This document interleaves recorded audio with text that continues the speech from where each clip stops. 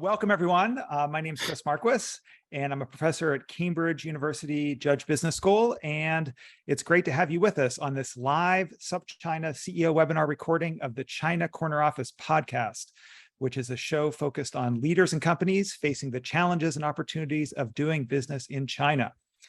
And today's webinar is in partnership with the USChina Business Council, a nonpartisan nonprofit organization that represents over 250 American companies doing business with China.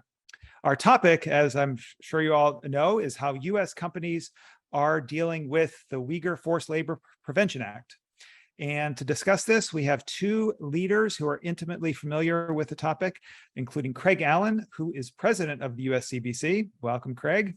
And also John Gold, who is vice president of supply chain and customs policy at the National Retail Federation. Welcome, John. Thank you, Chris. Craig and John, welcome to China Corner Office. Thank you. Thanks, Chris. And I apologize. Just noticed they're doing some window washing over my shoulder, so I'm hoping it doesn't interrupt us as we're doing this podcast. Well, I don't know if I can't hear it, and you have your background on, so I can't see them either. So it's so I think we're okay. Super. John, actually, would love to sort of ask you the first question. So the Uyghur Forced Labor Protection Act. Can you give us a little bit of context and background on this bill? You know, what's its purpose? Sure. So I'm going to step back a little bit further than kind of where the bill originated and really go back to 2015, 2016, when Congress actually made some changes to the forced labor laws within the United States. They made changes to the Trade Act of 1930, where they removed what was known as the consumptive demand provision within the forced labor law. So they made that change, which essentially eliminates any consumptive demand. So under the previous law, if there were products that were not available in the United States, you could bring it in that scenario. But now closing that loophole, now CBP has been more enforcement focused on preventing goods made with forced labor from coming into the United States. So that was kind of a starting point for kind of where we are today. And really the issue of the Uyghur Forced Labor Prevention Act really started I guess back in around 2018, when we first started seeing reports coming out about the mass detentions of the Muslim Uyghurs in Xinjiang and the treatment of the Uyghurs. So as more reports started coming out documenting the situation in the widespread state-sponsored forced labor, I think that's when members of Congress and others started really kind of getting interested in the issue and trying to figure out what they could do. In addition to Congress getting involved, obviously CBP had a ramp up of their forced labor investigations, where they created a forced labor division in 2018, where they started looking more and more at the issue of forced labor and sort of ramping up some of the withhold and release orders that they really hadn't been issuing over the years, and started picking up on issuing more of those withhold and release orders, as well as Commerce adding more companies to the entity list as well. So with all of that happening, you had members of Congress that then started introducing legislation focused on the Uyghurs, and really trying to create a ban on the importation of any products made with forced labor coming out of the Xinjiang region. So legislation was first introduced in 2020 by Representative Jim McGovern in the House and Marco Rubio in the Senate. The bill actually passed in the House in 2020, but did not move out of the Senate that year. And that was the end of the session at that point in time, so it did not move. So the bill was reintroduced in 2021 with the new Congress, and it passed, relatively quick.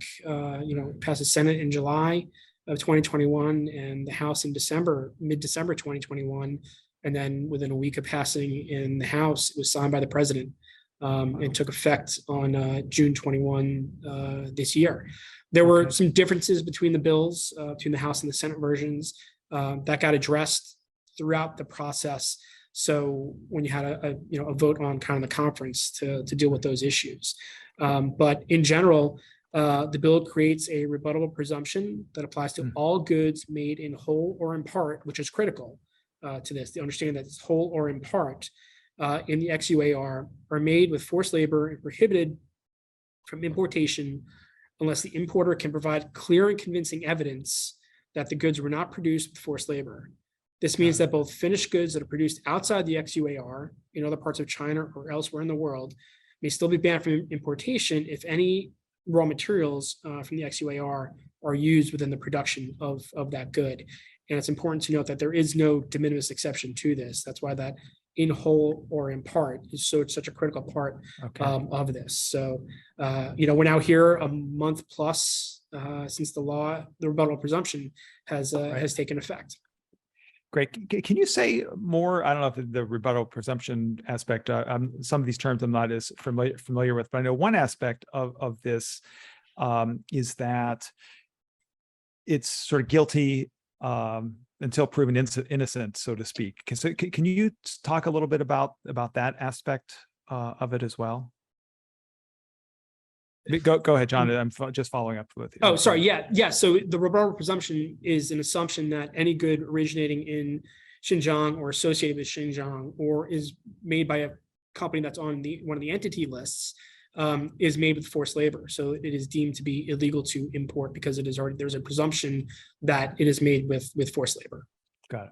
Okay. Yeah. Thank you. That's sort of a real unique part of this. And Craig, you're going to weigh in on this as well? Yeah.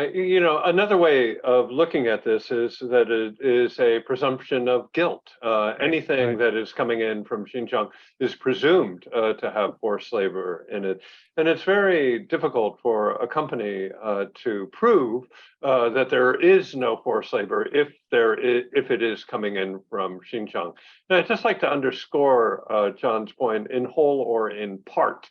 And if one takes that literally, that would mean an atom of the materials coming in from Xinjiang would potentially disqualify it from entry into the United States. And so that whole and in part is important language. And the presumption of guilt is also an important element or characteristic of this legislation, which makes it difficult to be fully in compliance and to know that you're fully in compliance. Yeah, no, exactly. I mean, go ahead. I say, and Craig, it's your point. You have to prove the negative, which is extremely difficult to do. Right. Yeah. I'd like Craig to stay with you. John got to start a little bit on some of the background of this, dialing back to, some of the earlier laws on forced labor, so for those, presumably it's not sort of a guilty until proven innocent type of situation. Can you give us a little bit of sort of historical background, so to speak, on sort of forced labor laws in U.S. customs? Sure. As John had noted, this law is kind of based on the infamous Smoot-Hawley Tariff Act of the 1930s. And it was, but there were, within Smoot-Hawley, there was some odd exemptions that if there was insufficient supply in the United States, that effectively the law was not enforced. So that was changed, as John noted, in 2016. And the driving force behind this are the concerns about Xinjiang's very specific situation. So since 2020, we've had a good number of withhold release orders that have been implemented. Let me just take a second and explain what a WRO is. It's when customs seizes a product and requires additional information, and after which it will eventually be released, or if that additional information is not forthcoming, it might be destroyed, or the importer might be required to export it outside of the United States. So heretofore, most of the seizures that we've seen as a result of concerns about Xinjiang have been in the apparel and in the solar panel industry. And that's been, that precedes the Uyghur Forced Labor Prevention Act, because a good number of companies have been put on the entities list, or other parts of the law have been used to exclude products coming in from those companies of concern. So the Uyghur Forced Labor Prevention Act changes all of that and sets a much wider net here, from which customs can question or seize a product. So I think that the major consequence of this for companies has been companies need to be much more careful and curious about their entire supply chains. Right. And we have always had interest and concerns about the supply chains, but depending on the company, people had different concerns. Now, everyone is concerned and is trying to, if you will, investigate or interrogate their supply chain as far down as possible. And that is not a simple matter to prove that one is in full compliance with the law. Yeah, no, that's interesting. And I'd love to hear a little bit as well, John, maybe from your members' experience or others, about some of the, sort of a little more about the industries and products that may potentially affect, Craig mentioned cotton and silicon and this need to actually examine the entirety of one's supply chain. And, you could see obviously, if shirts come in or solar panels, I mean, those are sort of finished goods, so to speak, but like cotton, for instance, is in the supply chain of a lot of exactly. Right. So I'd love to hear just how your members are thinking about this. So, as Craig noted, the recent withhold release orders have been issued by customs. I mean, they certainly have ramped up over the past couple of years, especially since the directorate was founded at CBP. And the WROs really initially focused on companies, was solely focused on kind of a company who was supplying a certain product. And we saw a number of those that came forwards on apparel, on hair care products, on solar products, polysilicon, tomatoes. And then we did have two WROs that were issued, I think last year, that looked at a full category of products. So the cotton and cotton products and the tomato and tomato products. So there were WRO, this was prior to the UFLPA being signed into law. They were subject to the WRO. And I think it's important to note that once the WRO is issued, the number of detentions that have happened with the imports that have been coming in, just to read the latest stats that Customs has put out there, which is fiscal year 2022, which covers October 1 of 21 to June 30 of 2022, they issued 6 withhold release orders and detained well over 2,000 shipments. Wow.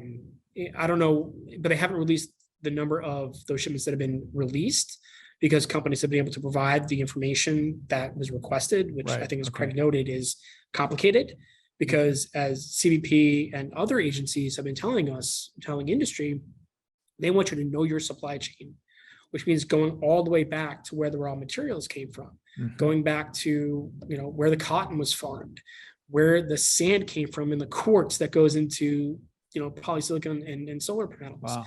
Where the tomatoes are grown. So all that you have to know all the way back within your supply chain, which is very difficult for some companies that don't really get beyond their tier 2, tier 3, maybe tier 4 supplier, not going back to your supplier of your supplier of your supplier, but now having that focus to be able to map out your supply chain from beginning to end, basically, is what the requirements are. And I think, as you noted, the breadth of this, because it's not just limited to what's coming out of the XUAR, as far as a finished product, but where those inputs and components may be that touch the XUAR, either somewhere else within China that's utilizing a pairing program using the Uyghurs, or if a product is being used somewhere else coming out of another country. And what we've seen thus far, and what we've heard thus far, at least some of the detentions under the UFLPA have not been from China. They've been from country of origin from somewhere else. So the breadth here isn't just limited to just China. Again, it extends outward to other countries as well. Got it. So what I'm hearing is that, there could be a shipment from, I don't know, France or Vietnam and if there was, Xinjiang components in those, I mean, So that really, I think, expands, at least as I'm thinking about it, sort of the catchment in some ways of this law. I mean, that's a big deal. Craig, I'm curious, mentioned France. How do other countries approaching this issue, the EU or the UK? Is this something where, they're also thinking about similar types of laws or implemented similar laws? Well, let me follow up on what John said, and note that there are allegations that Uyghur labor brigades are being shuffled around China, and that there are concerns by CBP that Uyghur forced labor could be used in a product coming out of other provinces outside of Xinjiang. And I think that there is some documentary evidence that there such the type of group labor contracts do exist. And this further complicates the matter because now the degree of inspection by companies has to include looking at all of the labor contracts and trying to determine whether or not there might be any group labor, and if there is group labor, then exactly who is being contracted out. And so anything coming out of Xinjiang is essentially forbidden, right? Effectively. But that's not enough. Companies need to know their supply chain better than that, so as to ensure that there's no Uyghur forced labor from another province as well, or another country. Yeah, can I ask you a question, sort of follow up on that? Sort of something that sort of seems very, I don't know, strange to me. So I can see, okay, here is Xinjiang is a bound region. We can identify that products come from that. What you're saying is that, okay, let's say if someone's producing in, I don't know, Gansu with Uyghur labor, that then creates a it also is applicable to this. But it seems that the underlying issue should be about forced labor in some ways. But so people can, technically, it's okay, and it's not okay, but it seems that forced labor in general should be the issue, but it's being identified by whether or not there's Uyghur employees, basically. So the allegation is that there are Uyghur employees organized by the Public Security Bureau or other government entities who are maybe working against their will.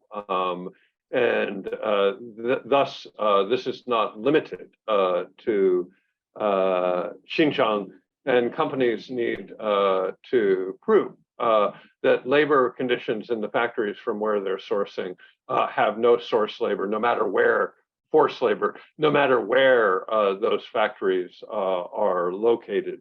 And as John had noted, there have been cases where product coming in from third countries have been stopped due to components. So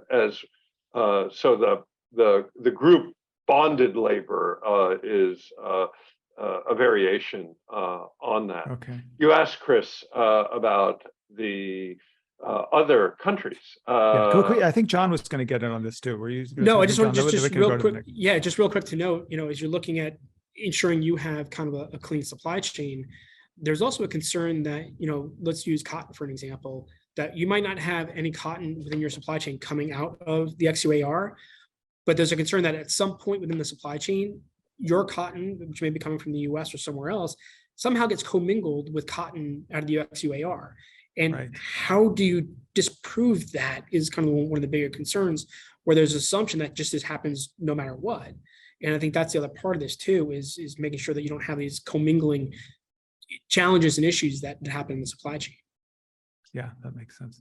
I just want to note actually to our viewers, if you have any questions, we would love to have them. There's a question feature at the bottom of Zoom. Please don't enter them in the chat box, which I know sometimes people do that, but it's much easier for me to monitor one place, the Q&A box, as opposed to both the chat and the Q&A. So please enter your questions, and I will try to get them in our discussion.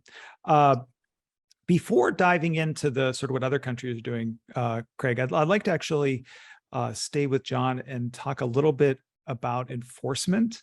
So you mentioned some of these stats of the withhold release orders. Can you say, do you think this is going to ramp up? I know as I was reading about the act, there's actually a lot of funding for additional staff, and it seems that might take a while to actually in some ways scale. And so, can you comment on sort of enforcement now and in the future? So, the rebuttal presumption took effect on June 21, June 21. So they've certainly been ramping up enforcement since then. They haven't put out the enforcement stats to date on what they're doing, but as you noted, Congress has appropriated a significant amount of money for CBP to beef up the enforcement of going after forced labor. They were given $30 million in fiscal year 22 and additional $70 million for fiscal year 23 to staff up an additional 300 officers to help address the issue of forced labor. It certainly has been a challenge going forwards. They were given a limited amount of time to get things up and running for the FLPA. When the law was passed, they were given 180 days to get the strategy, the DHS strategy in place. Part of the concern was that, and something that we had pushed back on a little bit when we were discussing this in Congress, was that you're going to have the forced labor enforcement strategy being issued the same day when rebuttal presumption takes effect. And, the concern we had all along was that for companies needing to know how to adhere and comply with this, we need more time to be able to do that. So putting out the strategy on the same day that this takes effect doesn't give companies enough time to really understand what the process is going to be going forwards of, how do you address the rebuttal presumption? How do you seek an exemption for that? And to be honest, even prior to the UFLPA going through the WO process, there have been challenges and questions how that process was working then that still we're trying to get addressed. So, knowing the short time frame they were under, they've put this now into effect and they're working on it. There are a lot of other questions that keep coming up on the enforcement and how it's working that we're continuing to push forward. DHS had a hearing looking at their strategy, seeking input on their strategy. They didn't have a strategy actually to comment on that we were providing comments on. They said, here are the elements we want to look at. So give us comments on the elements. So we didn't have an opportunity to comment on the strategy that's been put out. Right. We certainly hope that it's a living document that we can continue to update as we learn more about how the enforcement is going, what's happening on forced labor and everything else. We continue to push CBP and the Forced Labor Enforcement Task Force to really look at industry as a partner in this, because we all share the same goal of ensuring that there is no forced labor within our supply chains. So we want to work with them on addressing these issues and looking at the path forward, looking at things like technology and how can that be used going forwards. We continuously call on CBP, let's do some pilot programs on looking at the different technologies that are out there and see how they work. Because what CBP is going to learn from a technology vendor is going to be a little bit different than working with an importer who may be testing that same technology and see how it works for us. So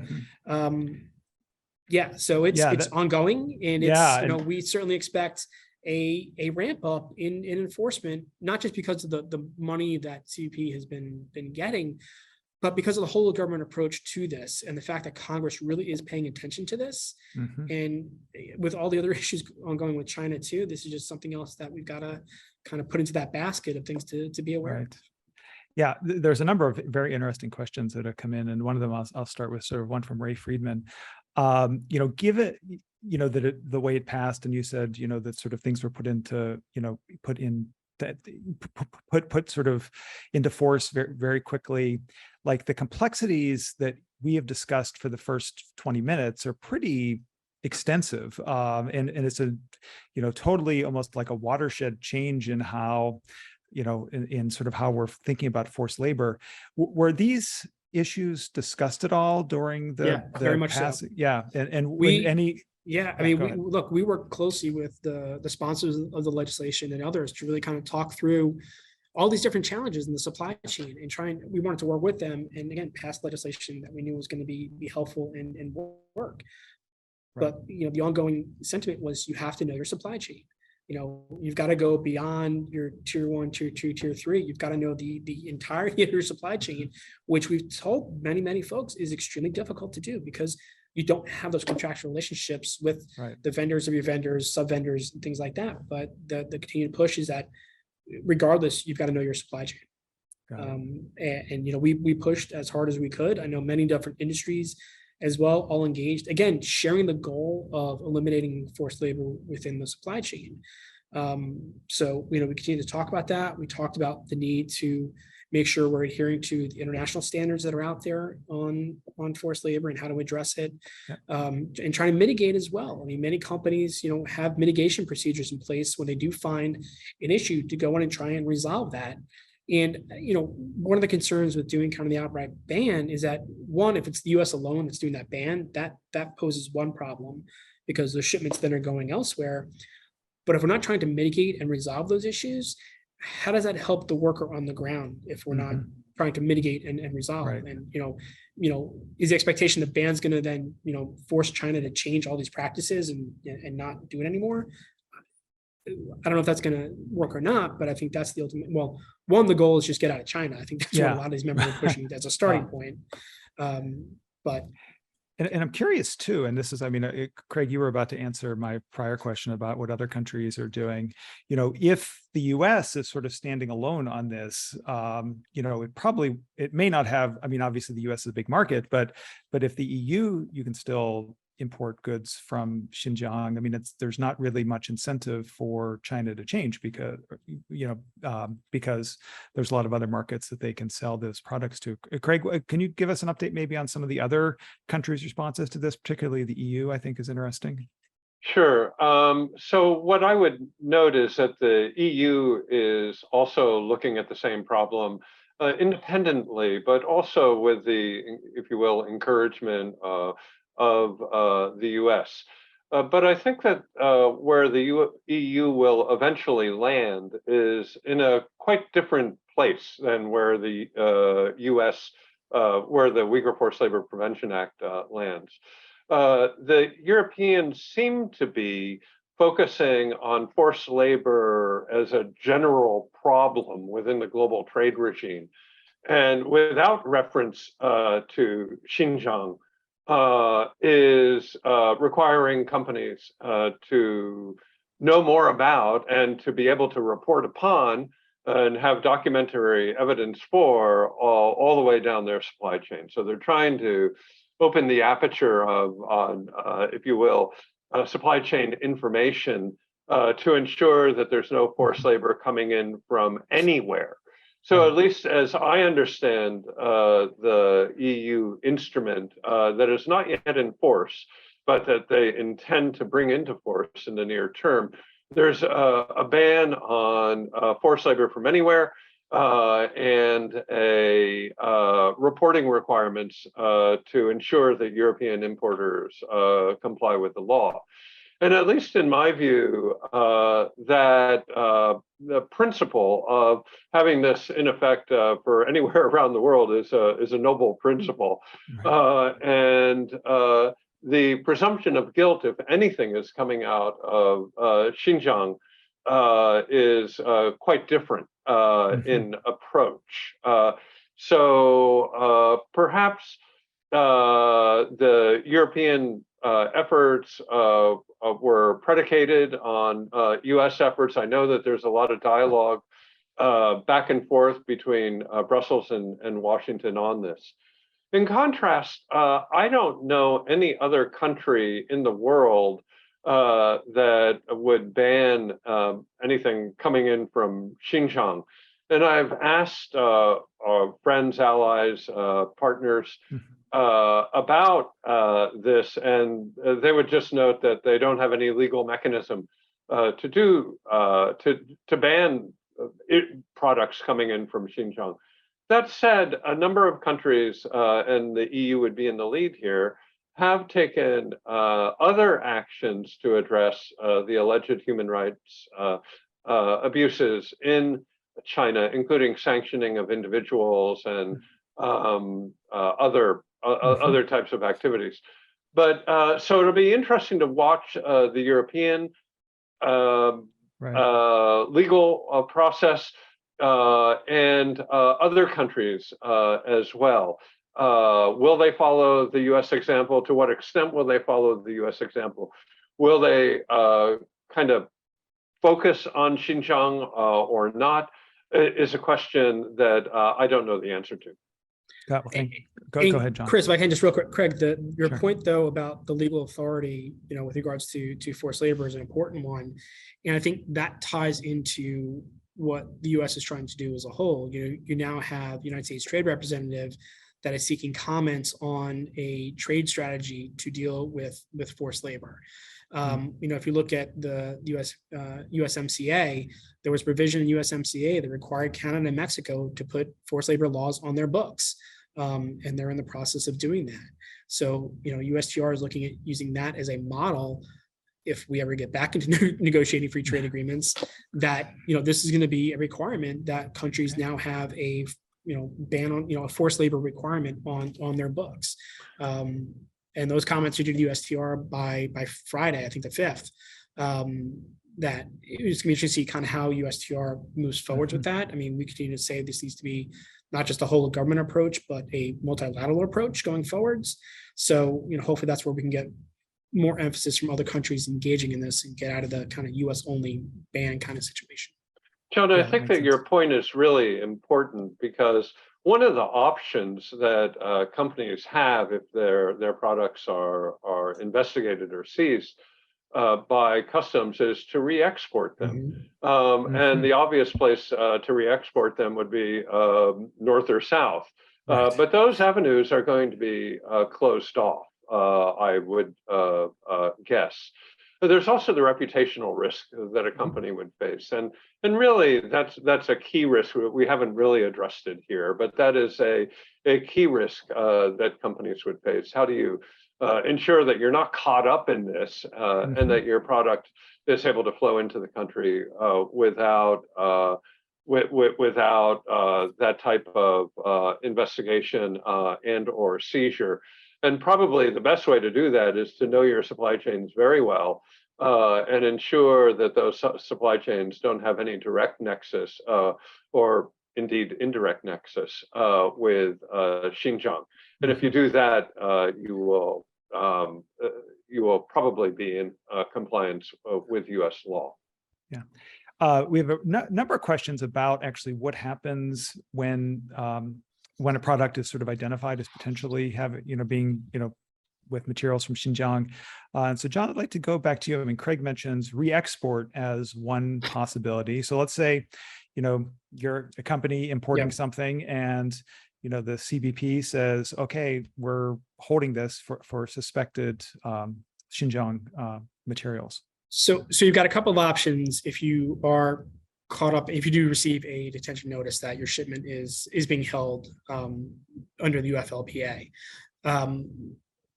One, you can, as Craig noted, you can decide to re-export the shipment at any point during the investigation. You can also elect to destroy the shipment as well if you don't want to re-export it. But under the law, you do have the opportunity to request an exception to the rebuttal presumption. But you need to provide clear and convincing evidence that there is no forced labor associated with the shipment or that UFLPA does not apply. In addition to the exception, you can also argue that the shipment is beyond the scope of the UFLPA, so that basically the imported goods are sourced completely outside of the region and have no connection to the entity list as well.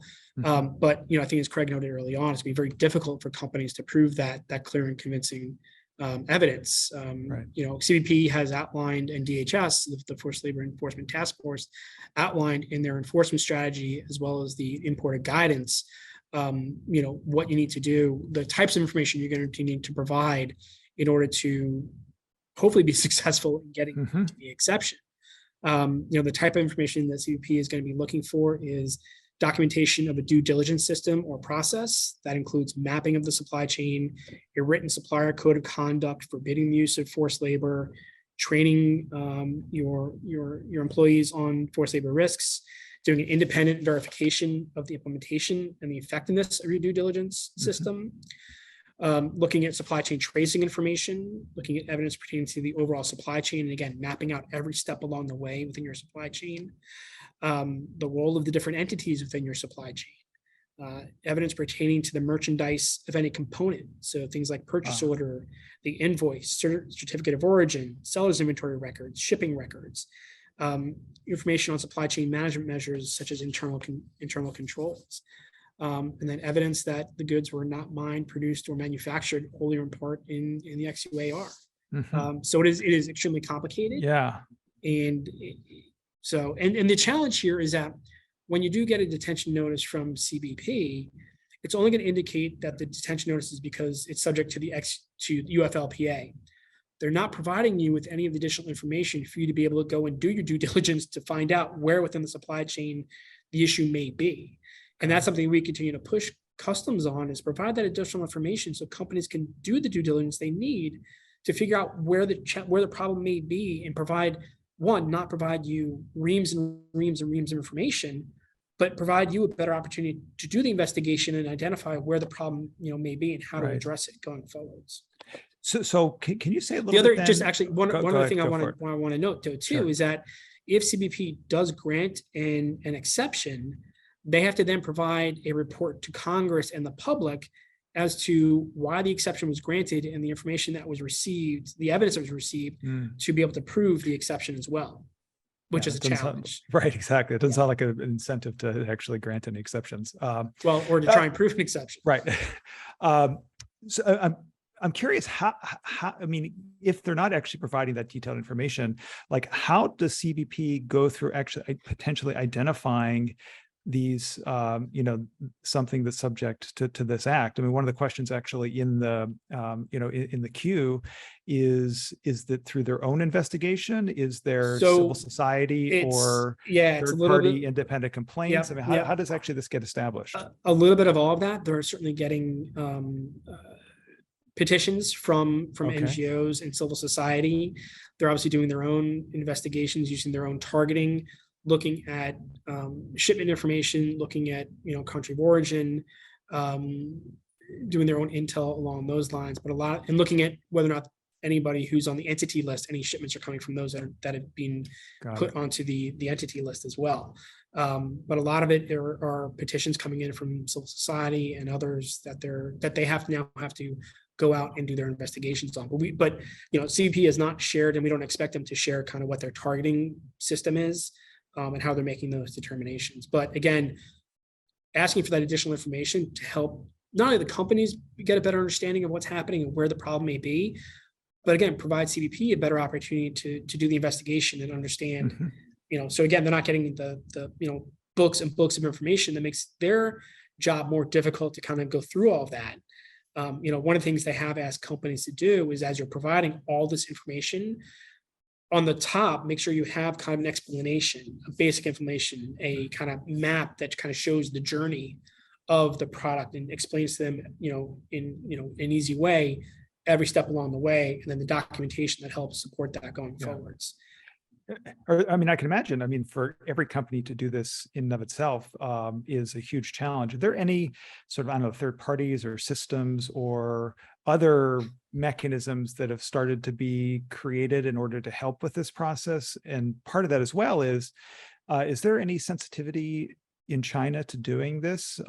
Given I want to ask Craig actually about sort of the US-China relations topic. I mean, this in and of itself could potentially be a sensitive topic to be talking about within China. And I'd love, John, to stay with you a little bit to hear from your members about how, what sort of third parties are arising to do this, and then if there's any sensitivities in doing it.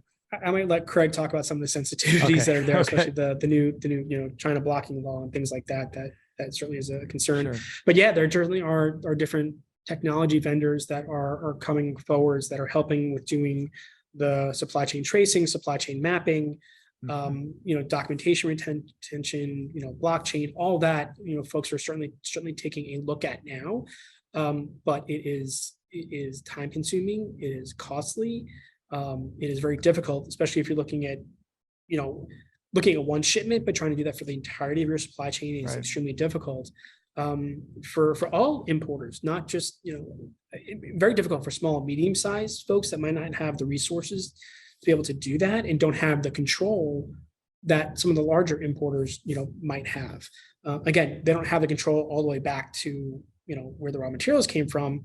But looking at those traceability and visibility tools is something that a lot of companies are looking at now. And again, many are doing some tests on that.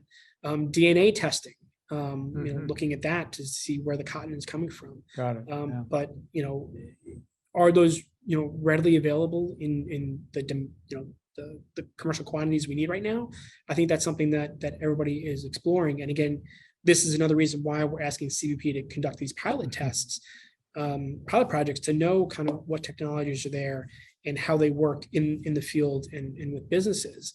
We know CBP has held, last summer they held 2 days of meetings with different technology vendors to understand kind of what's out there and what companies were doing. It was great the technology vendors got a chance to go in and talk about their different technologies, but there wasn't an opportunity for the trade to come in and talk about how they're using some of those technologies, which I think is a critically important part of this. Recognizing that CBP is looking at their own technologies and how do they improve what they're doing, but they've got to also include the trade as well as a part of that discussion and how some of these technologies are really being used out in the field. And I like to always go back to kind of where we were in kind of a post 9/11 situation where, the focus always was, what happens to the container itself and how do we secure the container and make sure that it's not being manipulated. And we had a lot of technology vendors out there talking about smart containers, smart seals, container security devices. And you had to test those to make sure they actually worked. Right. And we ran many pilot projects that many importers participated in to learn that they weren't as effective as they thought. It sounded great on paper, but when you test it out in the field, was a very different situation. Just using that as an example of why we need these kind of pilots to look at the technology and how together we can help to enhance that, I think is a really important part of this. Yeah, makes sense. I'd love to hear a little bit, Craig, about sort of the China's reaction and how this has affected the U.S.-China relations. So there's a lot to unpack there. That the allegations and accusations made about Xinjiang have been very forcefully denied by the Chinese. Nonetheless, the law is the law, and American companies will follow American law, period, full stop, end of story. And I think that the Chinese government certainly understands that. John had alluded to the fact that there are various measures that the Chinese could take to retaliate against American companies that they felt were unfairly treating Chinese businesses. And thus far, we have seen no sign of those laws or regulations being used associated with the Uyghur Forced Labor Prevention Act. And indeed, when one kind of looks at this from the 30,000-foot level, the Chinese government has an interest in seeing goods flow back and forth as smoothly as possible. And the last thing that they would probably want to do would be to punish, to put an American company in a conflict of law situation when they're trying to export out of China. I would say that the Chinese government has taken some steps that are worthy of mention and worthy of follow-up here. About 6 weeks ago, the Chinese government in Geneva or in Beijing, the National People's Congress ratified 2 conventions that prohibit forced labor on a global basis. And that's something I've been suggesting they do for about 2 years. And so they have ratified that and brought forced labor restrictions into place across China. That's an excellent first step. However, there needs to be follow-up by allowing independent verification that there's no forced labor in any factories that are involved in global trade.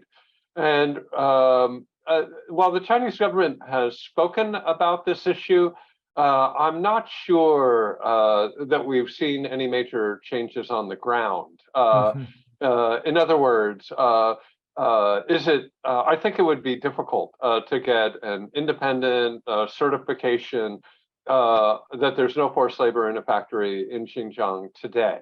But we need to move in that direction, and it can't be kind of window wash.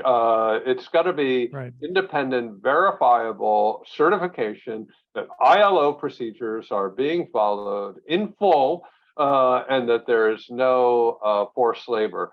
And I think that within the Chinese government, a good number of people fully understand that necessity in the trade area and in the foreign affairs area.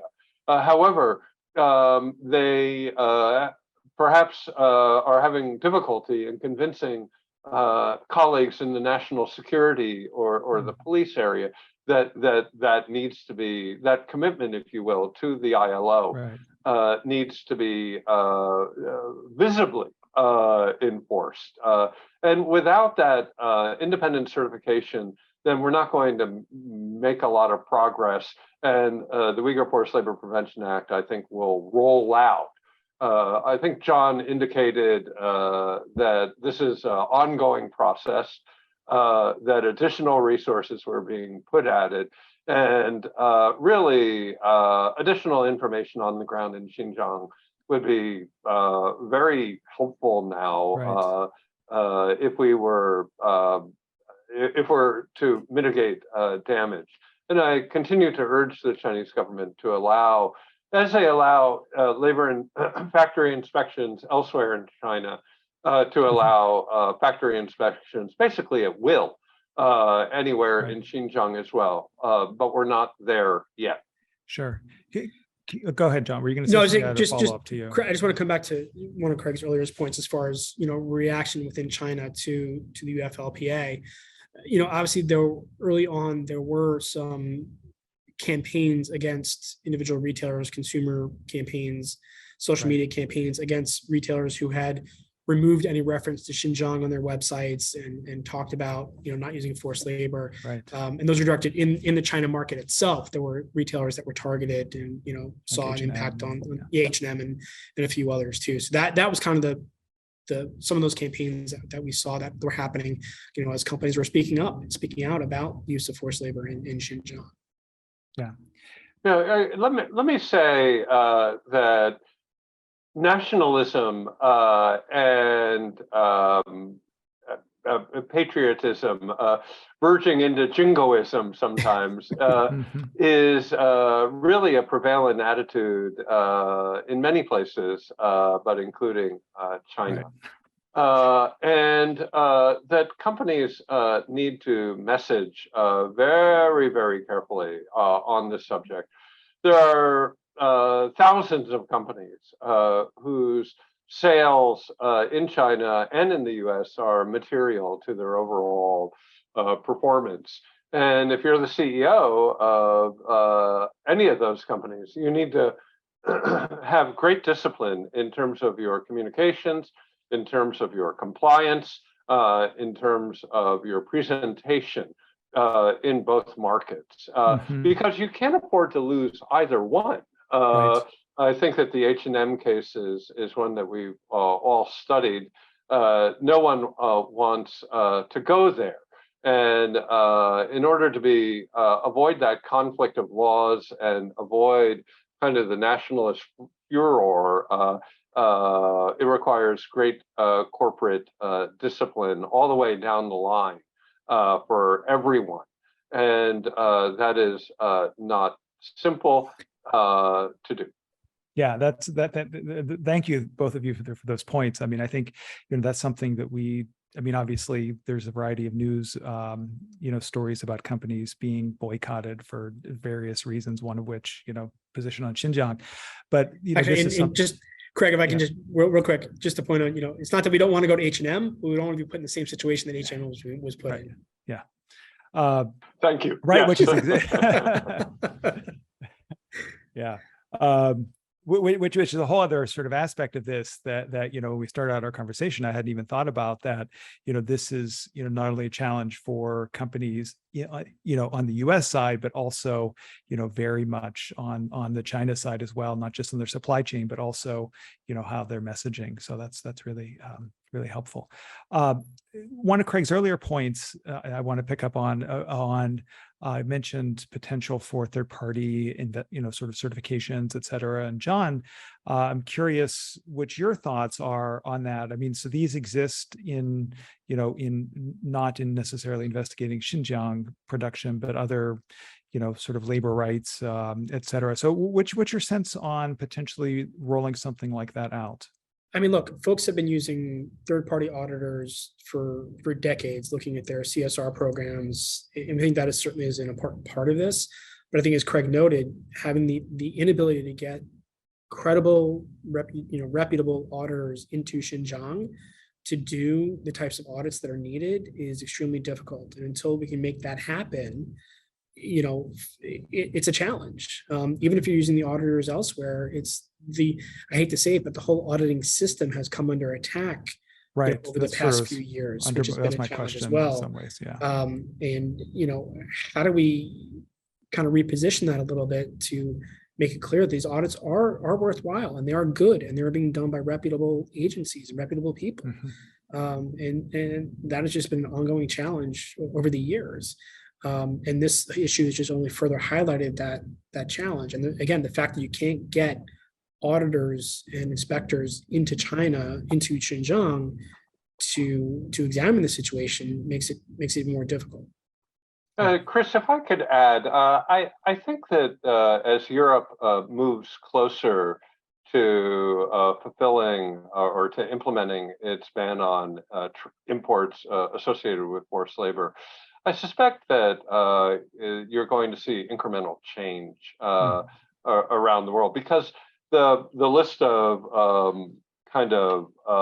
requirements that John so skillfully ran down earlier before, the certificate of origin, the packing list, the bills of lading, shipping records, et cetera, those are going to be required by the Europeans as well. And I think that we're looking at a little bit of a paradigm shift globally, if you take North America and Europe put together, that will lead to greater transparency throughout the supply chain, or else.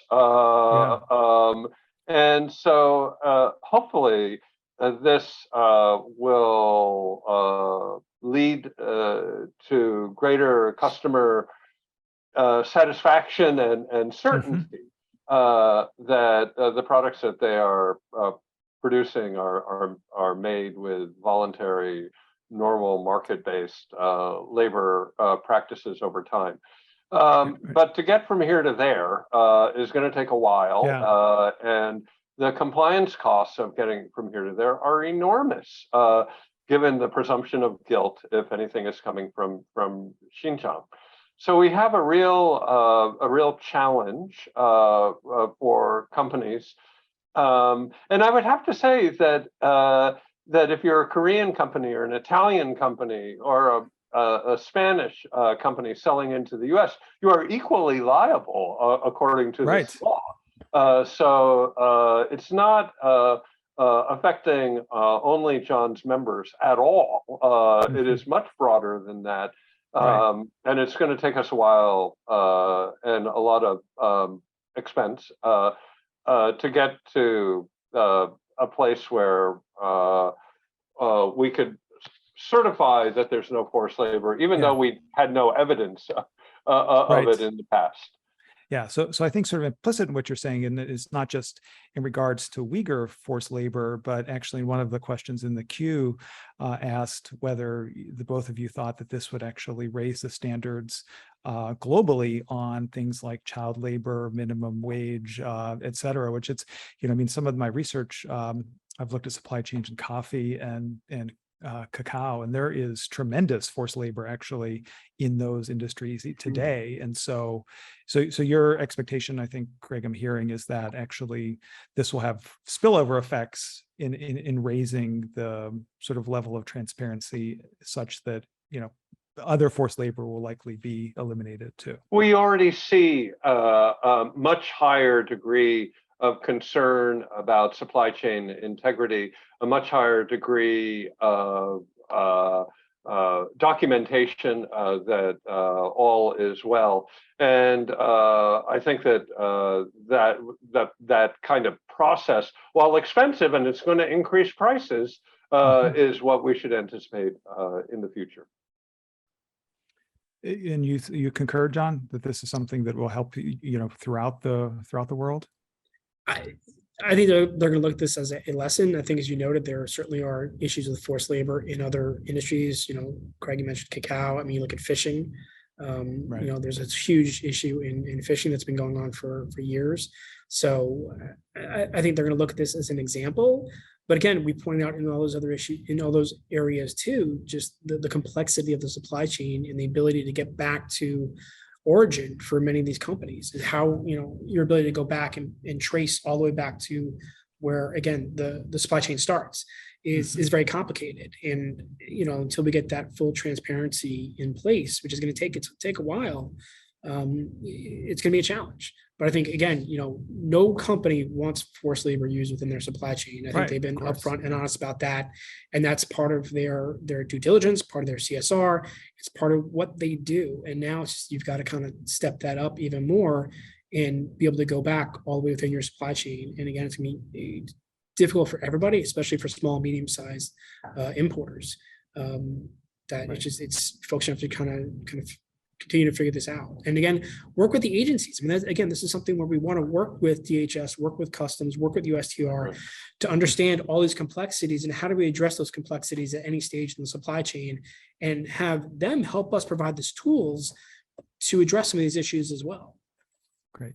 Well, I mean, so the one lesson that I'm hearing from you, John, or maybe what you would tell your members, is sort of know your supply chain, know your supply chain, know your supply chain.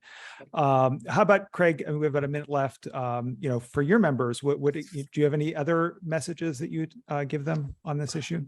Well, I do think knowing the supply chain is the key shift that the Uyghur Forced Labor Prevention Act has engendered, but also the importance of communications up and down your company.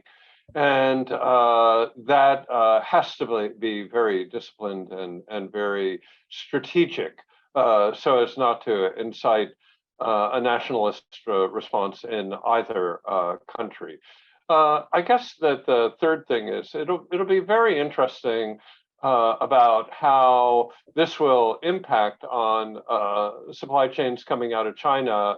For example, the textile or apparel trade, the furniture trade, home furnishings trade. Will there be a shift in manufacturing location associated with this, and also increasing price of labor in China? Well, the numbers will be interesting to watch a year, 2 years from now. But I suspect that it will accelerate trends already underway. Yeah, well, thank you both. We're unfortunately out of time. Really appreciate you sharing your expertise on this really important topic with all of us. And thank you very much for joining us on China Corner Office. Thank you, Chris. Great, thank you.